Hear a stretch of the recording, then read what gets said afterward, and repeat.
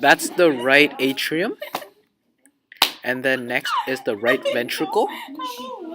That's the left atrium. And then here is the left ventricle. Um, the walls of the ventricles are harder than the walls of the atria because blood going from the ventricles has to go to the lungs and to the rest of the body. This is the aorta, and this is the respective arteries. This is the superior vena cava, and this is where the inferior vena cava would be. Connected to the left atrium is the pulmonary veins right here. Um, this is the pulmonary trunk. Those are the coronary veins. And this is the coronary artery. When compared to the walls of the vena cava, the wall of the aorta is a lot thicker because the aorta is responsible for pumping blood to the rest of the body. Right here is the right AV valve from the right atrium into the right ventricle. Inside the right ventricle is the chordae tendineae. Its function is to hold the valves in place while the heart pumps, and it's strong to withstand the pumping of the heart.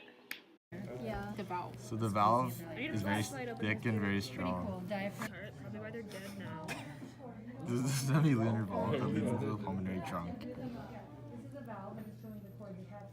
The wall of the right ventricle is thinner than the wall of the left ventricle because the right ventricle is only responsible for pumping blood to the lungs, while the left ventricle is responsible for pumping blood to the rest of the body.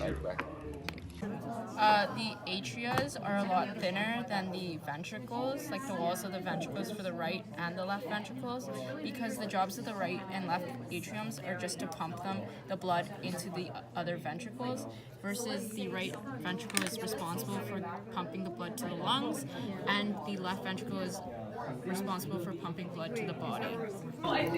That's the aortic semilunar valve in the left ventricle, which pumps blood into the aorta and to the rest of the body.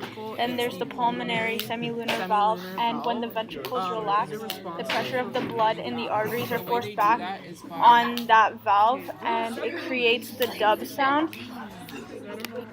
Deoxygenated blood travels through the right atrium, through the right AV valve, into the right ventricle.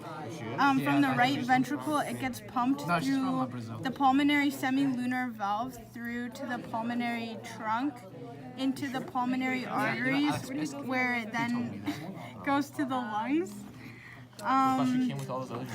After the gas exchange, from the lungs, after the gas exchange, oxygenated blood comes back through the pulmonary veins into the left atrium, where it then goes through the left AV valve to the left ventricle. The left ventricle then pumps the blood through the aortic semilunar valve into the aorta and all the way to the rest of the body.